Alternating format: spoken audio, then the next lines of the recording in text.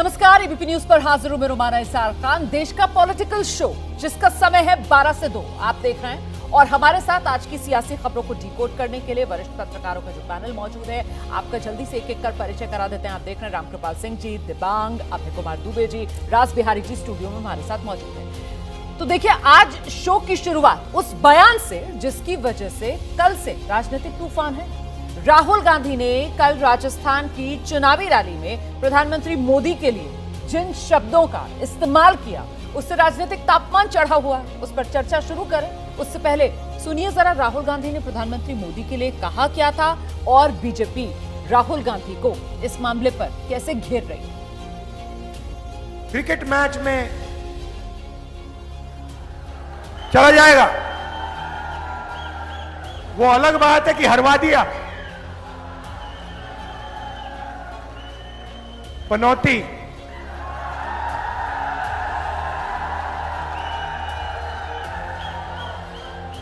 PM मतलब पनौती मोदी। मोदी जी ने चंद्रयान को लॉन्च किया, सोनिया जी राहुल जी को लॉन्च करना चाहती। मगर मैं तो कांग्रेस वालों को कहता हूं, ये कैसा यान है कि सोनिया जी 2015-14 से 20 बार लॉन्च कर चुकी है, लॉन्च ही नहीं होता है। तो अब इसी को लेकर चर्चा करेंगे। सवाल आपके सामने ले आते हैं और सवाल टेलीविजन स्क्रीन पर आप देखेंगे जिस तरीके से बदजुबानी राहुल गांधी की तरफ से की गई है। प्रधानमंत्री नरेंद्र मोदी के लिए जिस शब्द का इस्तेमाल किया गया है, पीएम के लिए ऐसी जबान, राहुल को नफा या नुकसान? सियासी तौर पर ऐसी जबान का असर क्या होगा, कांग्रेस पर इसका प्रभाव क्या पड़ेगा, जानते हैं जरा। दिबांग जी, आपका आंकलन। देखिए, मुझे लगता है कि इस तरह की भाषा से बचा जाना चाहिए और जिस तरह की भाषा चुनाव में हो जाती है वो बहुत निंदनीय है और इसमें कोई पार्टी अछूती नहीं है। आप ये समझें कि सब बीजेपी वाले ऐसा नहीं करते हैं, तो बीजेपी वाले में भी अगर प्रधानमंत्री मोदी की बात करें तो बहुत सारे ऐसे भाषण निकल आएंगे।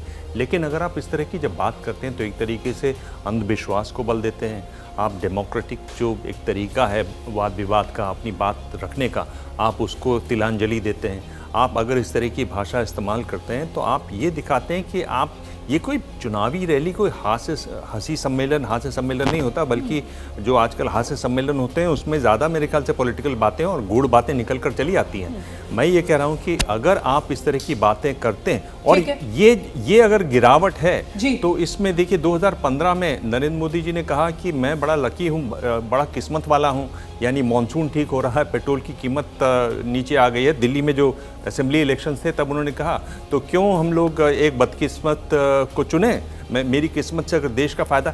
इस तरह की बातें आज के दौर में होती हैं, लोग इसको सुनते हैं। ये हिंदुस्तान के लिए बहुत हैरानी की बात है। एक ऐसा देश जो बहुत युवा देश है, जहां साइंटिफिक टेम्परामेंट है। सब स्क्रिप्टेड रहा होगा या ये भावना में आकर, मतलब वो रो में आकर राहुल गांधी ने कहा हो?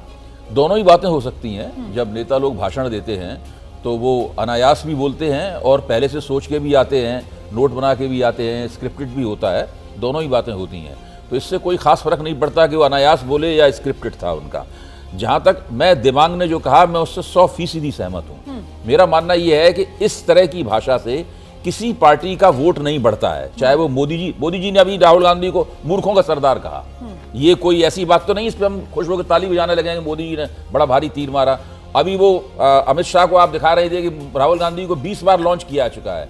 ये भाजपा राहुल गांधी के पप्पूकरण का नियोजित अभियान पिछले 10 साल से चला रही है, नहीं कामयाब हो पा रही है अभी तक। इतना चलाने के बावजूद ये राहुल गांधी को भी समझना चाहिए कि अगर मोदी की खिल्ली उड़ा के वो चुनाव जीत जाना चाहेंगे तो वो नहीं जीत सकते, और वो भी बाकायदा नाम लेकर। हाँ, ठोस रूप से। मतलब पनौती मोदी, जिस तरीके की भाषा का राहुल गांधी ने इस्तेमाल किया। और अभय जी, आप जिस बात का जिक्र कर रहे थे, मूर्खों का सरदार, तो यहाँ पे एक बहुत हल्का सा बारीक सा फर्क है। और वो फर्क क्या है? चुनावी मौसम में राहुल की भाषा को लेकर बीजेपी के तेवर तल्ख हैं। कुछ दिन पहले प्रधानमंत्री नरेंद्र मोदी ने राहुल गांधी के लिए वो मूर्खों का सरदार वाली बात कही थी, लेकिन इशारों में सीधे तौर पर नाम नहीं लिया था। सुनिए।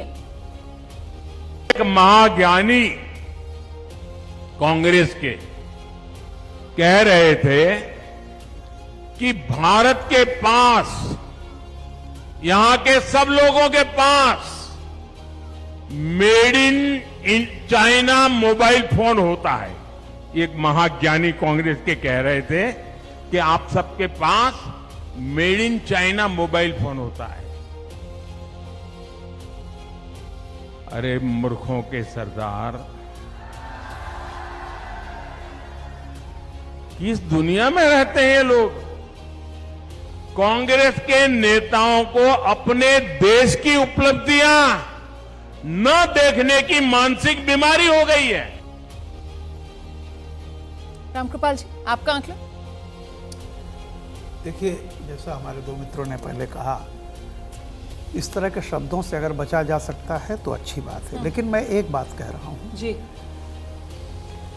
बात हम किसी पर हमला कर रहे हैं या उससे हमको कोई फायदा मिलेगा, मैं ये कहता हूं कि इस देश का प्रधानमंत्री जो है और जो बनने की लाइन में खड़ा हुआ है या जो दावा करता है, देखिए दोनों के बयान आपके सामने। एक ये कह रहा है, अगर कहा कि आपके हाथ में जो मोबाइल है वो मेड इन चाइना है। एक की आलोचना बिल्कुल तथ्यपरक है। उन्होंने कहा कि यह गलत है, और जाहिर सी बात है कि जब आप कोई चीज़ कह रहे हैं तो देखें कि कहीं तथ्यात्मक गलती नहीं हो रही हो। मोदी ने उस पर क्या किया, हालांकि मैं खुद कहता हूं मतलब आप कह रहे हैं कि मूर्खों के सरदार और पनौती, इसकी तुलना ही नहीं की जा सकती। नहीं की जा सकती, क्योंकि दूसरी बात यह है, दूसरी तरफ मैं बताऊं आपको, एक होता है एक्शन पे रिएक्ट करना, एक तथ्यों को विश्लेषण करते हुए कोई कड़वी बात कह देना, एक होता है कि बेसिर पैर की बात करना। तो एक आदमी, और लगातार अभी जैसे पिछले 2 दिनों में 2 बातें मैंने सुनी, भारत माता क्या है, अब इसके बाद ये जैसे कह देना कि पीएम का मतलब होता है पनौती मोदी। अब ये जो आप बात कर रहे हैं, मैं कह रहा हूं कि आपका वोट छोड़ दीजिए। इस देश का 140 करोड़ जनता देख रही है कि क्या 140 करोड़ जनता की रहनुमाई करने वाले, ठीक है, ये व्यक्ति वाकई इस काबिल है या नहीं है। मैं कहता हूं ये सबसे बड़ा नहीं तो क्या मतलब, ये जो मुद्दा है, राहुल गांधी ने ये जो चुनावी सभा में पीएम का मतलब पनौती मोदी कह दिया है, ये प्रधानमंत्री नरेंद्र मोदी के सम्मान अपमान वाला मामला बन जाएगा। फिर तो मतलब ये सीधे सीधे कांग्रेस को बैकफायर कर जाएगा। ये अपमान का मामला तो बन ही रहा है। हाँ जी। खास तौर पे कांग्रेस की जो रणनीति रही है ना, उसको मोदी लगातार ध्वस्त करते आ रहे हैं, और कांग्रेस अपनी गलती से सबक नहीं ले रही।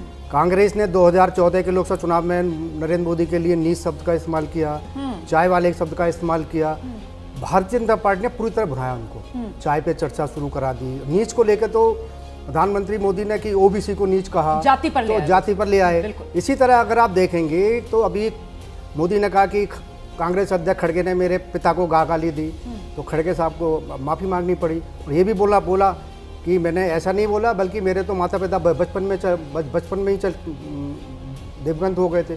तो भारतीय जनता पार्टी की जो नीति है वो इतनी अच्छी रणनीति बनाती है कि कांग्रेस कुछ भी बोले, ठीक है, कांग्रेस ने यहाँ भूल की या कोई गलत बात की, भारतीय जनता पार्टी उसका पूरा फायदा उठाती है, और इस चुनाव में भी उठाएगी। ठीक है, तो अब सवाल ये कि ये राहुल गांधी ने जो कहा है, क्या ये कांग्रेस के लिए सेल्फ गोल साबित होगा? और महत्वपूर्ण ये भी कि क्या ये राहुल गांधी जो पूरी अपनी एक राजनीतिक शैली देश के सामने रख रहे हैं, उसमें भी कहीं ना कहीं एक विरोधाभास आम जन के मन में लेकर आएगा कि बात आप करते हैं मोहब्बत की दुकान की, लेकिन जबान आपकी ऐसी नफरती। इसीलिए सवाल बड़ा हो जाता है कि ऐसी भाषा बोलेंगे तो क्या मोदी से लड़ पाएंगे?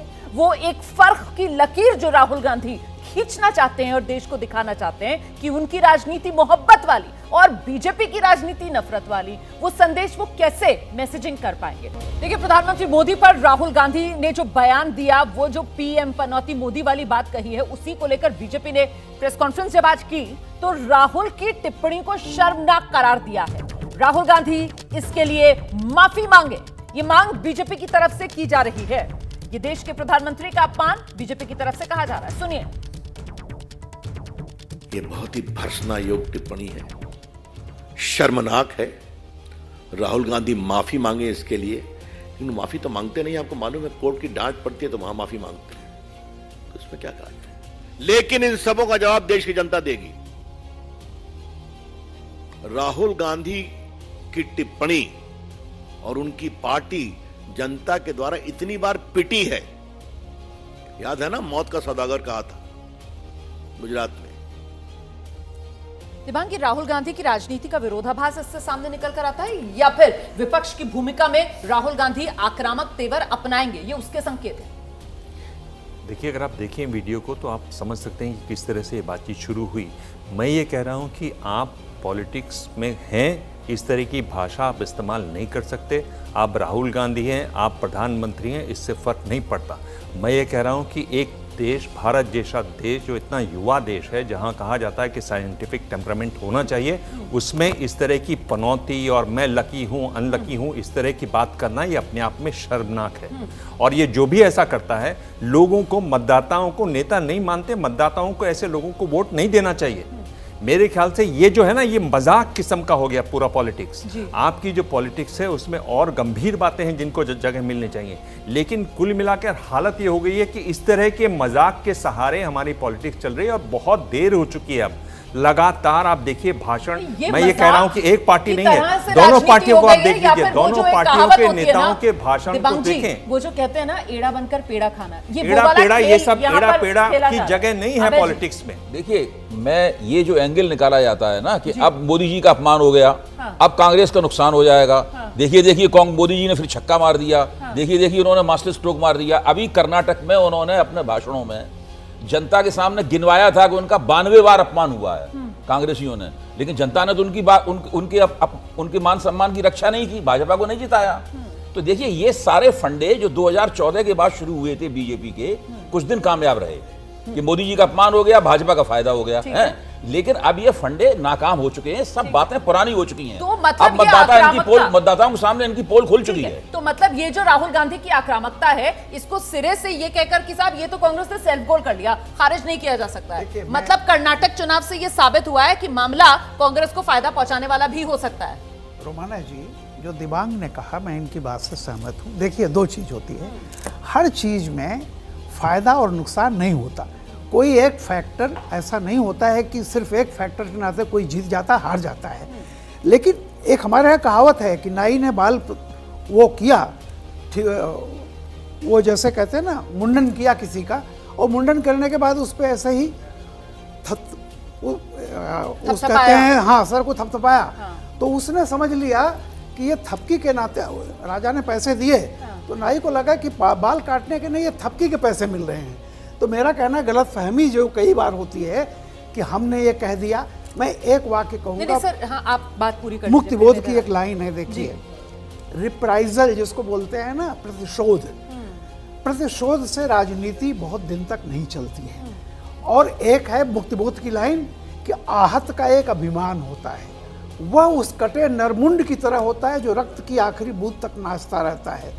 ये जो राहुल के अंदर मोदी जी के प्रति बिल्कुल ऐसा है ना, ऐसा प्रतिशोध आज से नहीं, देख लीजिए कभी भी व्यक्तिगत। अब ये तो सर जो कांग्रेस समर्थक हैं वो इसी तरीके की बात मोदी के लिए भी करते हैं। मैं आपके पास दोबारा आऊंगी सर, सीधे जरा सुन लेते हैं। वो जो टनल में मजदूर फंसे हुए हैं, उसी को लेकर जो अभी तक बचाव कार्य चल रहा है, उसका अपडेट दिया जा रहा है, सुनते हैं सर। तो बड़ी सारी अड़चनें आ सकती है, लेकिन अगर ना आए, उम्मीद करते हैं कि अगले देर रात्रि तक या कल सवेरे सवेरे कुछ अच्छी खबर हम सबको मिले, और हम सब जो हम अपनी मेहनत इतनी की है, सबने इतनी सब्र से इतने दिन अभी गुजारे काटे हैं, ये खुशी का मौका जल्द से जल्द देखने को मिलेगा। इसमें सर 18 मीटर की जो हमारी प्रोग्रेस हुई है, एग्जैक्ट इसमें कितना टाइम लगा है?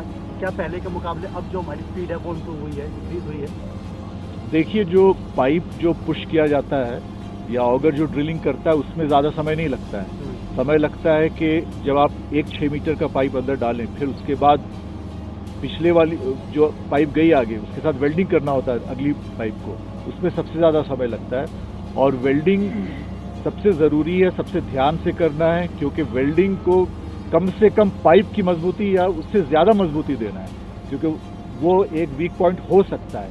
तो 4-5 घंटे उसमें लगते थे पहले, वो हमने अभी 3-3.5 घंटे तक लाया है। तो अगर भी 3 पाइप और चाहिए तो वो वही सिर्फ 12-15 घंटे हो गए। फिर देखते हैं अब आगे 15 घंटे और जाना है, कितना बचा हुआ है। हमने 39 मीटर जैसे हमने बोला अब हम कर लिए हैं। तो हमारा जो भी अंदाज है, अनुमान है, जैसे फूड पाइप भी हमने पहले भेजा है, तो 57 मीटर तक हमें उम्मीद है कि हम ब्रेक थ्रू कर पाएँ। तो 18 और मीटर की बात है, 18 और मीटर की कितनी पाइप हो गई है। और दूसरा ये पूछा जाता है, ये टेलीस्कोपिक मेथड थोड़ा एक बार एक्सप्लेन करने के लिए 900 के अंदर 800 mm की जरूरत कैसे है? जी, कल भी मैंने ये बात बताया था। तो एक जो साइज होता है, जैसे ये 900 mm का डाया है, वो करीबन 20 मीटर तक गया, लेकिन अगर उसमें उतना ज़्यादा प्रेशर, जितना भी ज़्यादा प्रेशर आप डालो, अगर आगे जाने में और प्रेशर वो मांगता है तो मशीन में उतनी ताकत होनी चाहिए। मशीन की ओवर कैपेसिटी भी हम नहीं कर सकते। तो टेलीस्कोपिंग एक ऐसा मेथड है कि आप पाइप के अंदर और एक पाइप डालें। तो पहला वो 21 मीटर तो आराम से चला जाएगा, क्यों स्मूथली चला जाएगा, बड़े पाइप के अंदर है। और उसके बाद उसको स्ट्रेंथ मिल जाता है वहीं से सिर्फ पुशिंग करने का। तो छोटा हल्का सा डाया कम किया, लेकिन स्ट्रेंथ उसमें ज़्यादा मिला हमें। टोटल कितनी पाइप? तो ये उत्तरकाशी से अच्छी खबर आ रही है। सुरंग में जो मजदूर फंसे हुए हैं, या तो आज देर रात तक या फिर कल सवेरे सवेरे इनका रेस्क्यू किया जा सकता है। सभी मजदूर 41 मजदूर हैं, सुरक्षित सुरंग से बाहर निकले, इसी के लिए देश दुआ कर